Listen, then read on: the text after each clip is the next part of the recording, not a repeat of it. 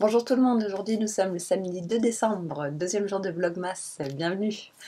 Voilà, j'espère que vous allez bien. Aujourd'hui, on est samedi, pas grand chose, ça va être un samedi très calme, je pense que je vais rester à la maison toute la journée.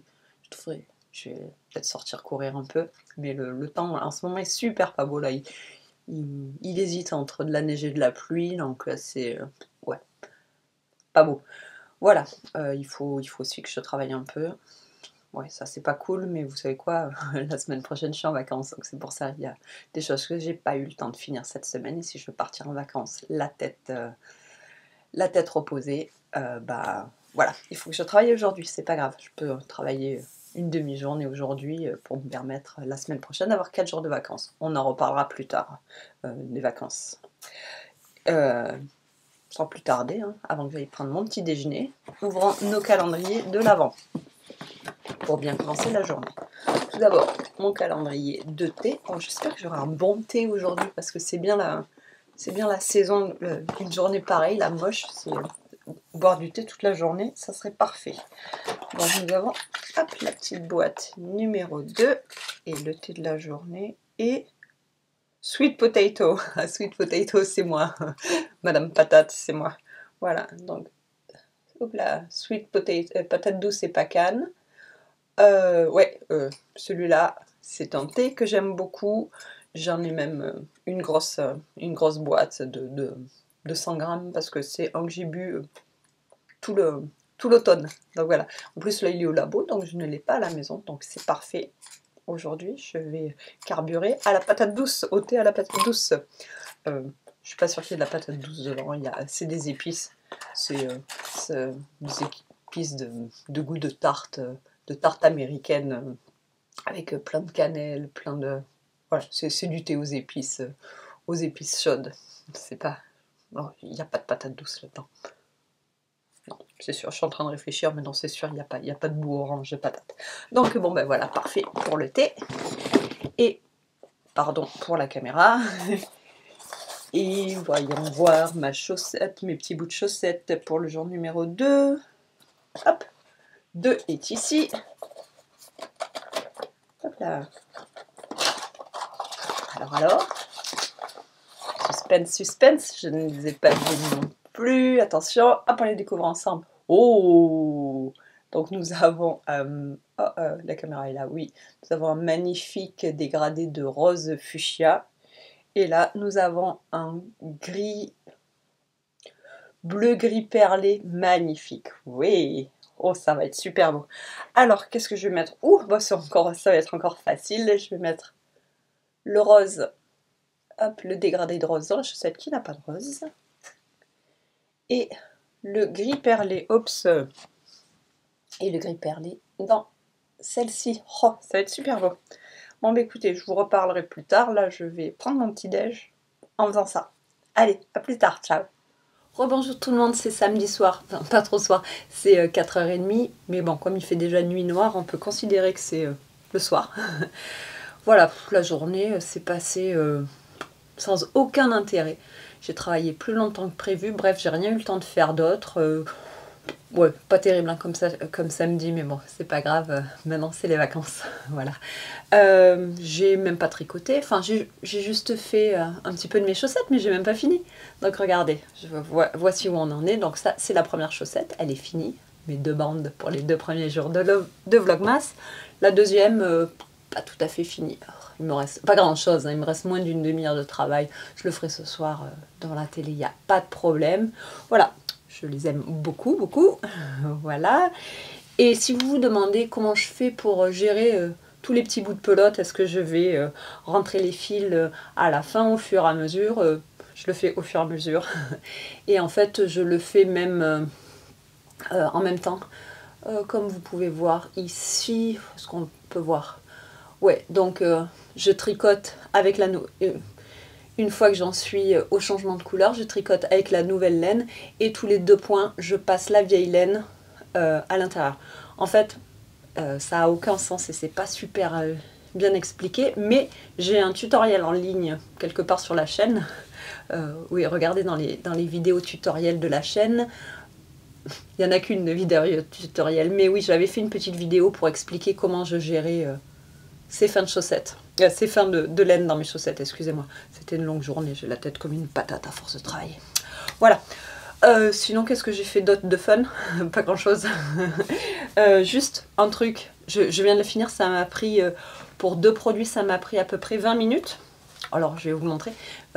Celles qui me suivent depuis un petit moment savent que j'aime bien de temps en temps faire moi-même mes produits de beauté ou mes produits d'entretien, tout ça, et que je suis une grande fan des Mauvaises Herbes. Les Mauvaises Herbes, c'est une compagnie, elles ont leur magasin ici à Montréal, mais elles sont de partout dans le Québec. De toute façon, je pense qu'elles vivent dans les cantons de l'Est.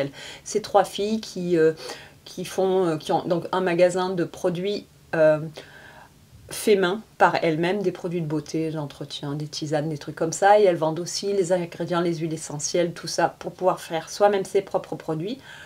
Je recommande, si ça vous intéresse, je recommande leur site internet lesmauvaiseherbes.com ou .ca, je ne sais pas, vous tapez les mauvaises herbes dans Google, vous tomberez dessus.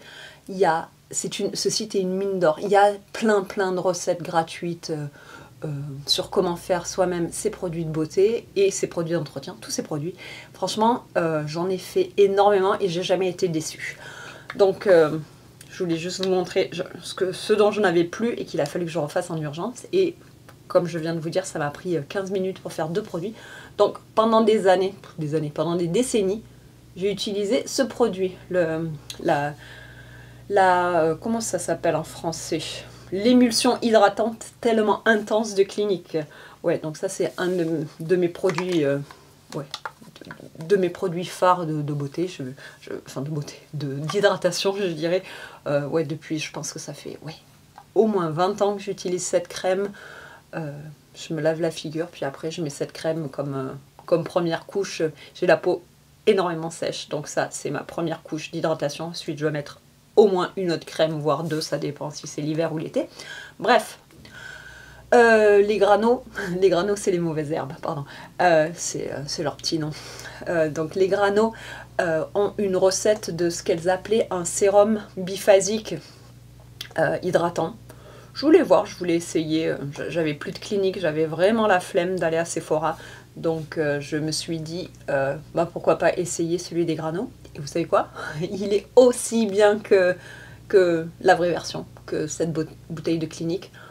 Il y a 4 ingrédients, que des ingrédients naturels. Ça marche aussi bien que la version du supermarché, enfin pas du supermarché, mais la version commerciale.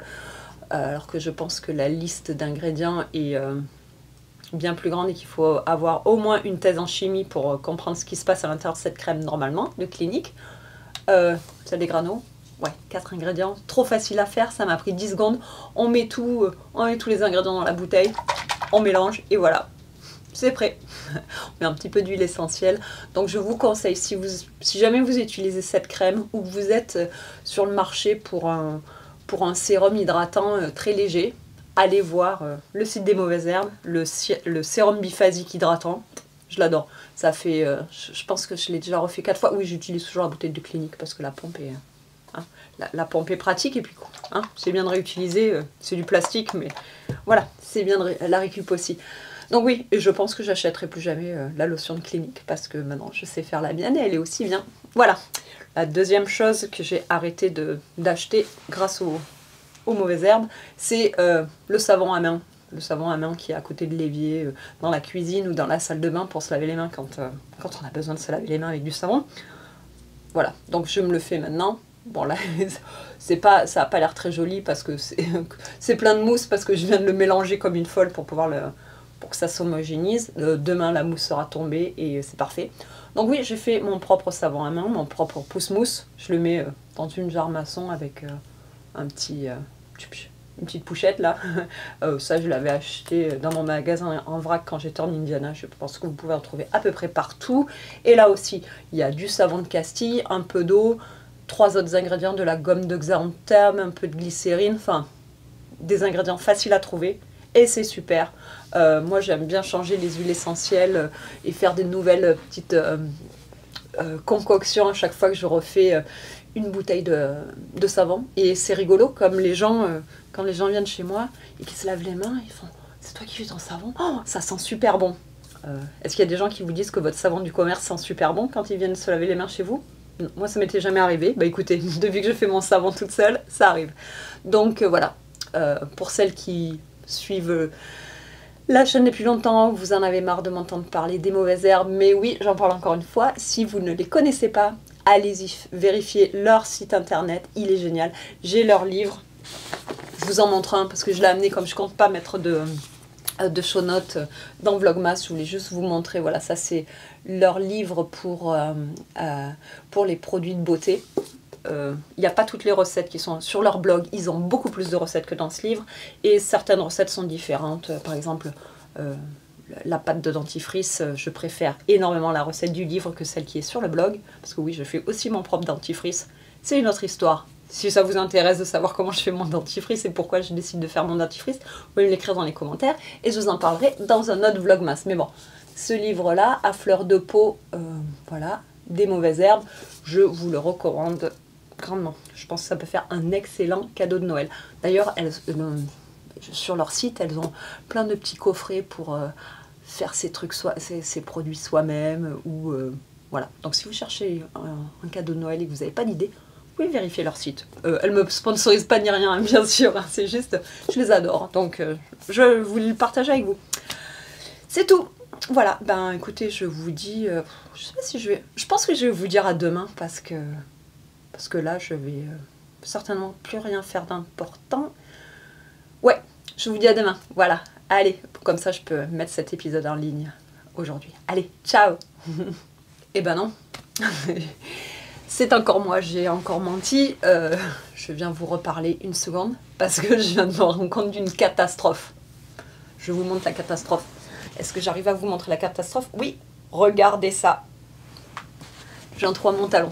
J'allais me lever et partir. Et là, j'ai senti un peu de froid. Et qu'est-ce que c'est que ça? Un énorme trou dans mon talon. Alors, je dois dire que c'est très très rare pour moi de faire des trous dans mes chaussettes. Alors ça, c'est mes chaussettes de l'Avent, de 2021, d'il y a 2 ans. Je suis désolée, là j'ai un petit peu... Parce que je suis encore sous le choc de ce trou dans le talon. Alors d'habitude, ça m'apprendra, hein, mais je fais toujours mes orteils et mes talons avec de la laine Knit Picks Troll parce que, comme je vous l'ai déjà dit à peu près 1000 fois, j'adore cette laine. Elle est super douce mais super costaude, elle ne bouge pas. Regardez ça. Voilà, vous pouvez voir cette pointe de chaussette, elle a l'air neuve. Elle a l'air neuve. Alors que regardez le talon qui n'a pas été fait en Knit Picks Troll. Bah oui, il est tout foutu. Et je vais vous montrer le talon de l'autre chaussette. Hop là. Bah, hein, il tient avec 2 fils, hein, c'est tout. Donc oui, et ça c'était, et ces talons avaient été faits en laine super wash merino nylon quand même, mais pas de la Knit Picks. Je ne me rappelle plus exactement d'où elle vient. Ouais, mais c'était d'un Indie Dyer, c'était pas une laine du commerce. Je n'ai absolument rien contre les laines de Indie Dyer, et cette laine était très très bien pour autre chose. Si, je sais ce que c'est cette laine. C'est de la laine de Sonia Tricotte. J'adore sa laine, je me suis fait un petit haut d'été avec, ça c'était juste un reste de mon petit haut d'été. Et ce petit haut, bon ben voilà, sur un haut qui n'est pas lavé tous les jours, à chaque fois que je le porte, ou qui ne frotte pas contre le sol, parce que c'est quand même assez rare que je rampe par terre. La laine est impeccable, elle n'a pas bougé, voilà, elle est super douce, elle était super belle, super agréable à tricoter, tout ce que vous voulez. Mais pour les chaussettes, bah non. Oh là là. Donc ce soir, bon, première chose à faire, il faut que je finisse ça à tout prix.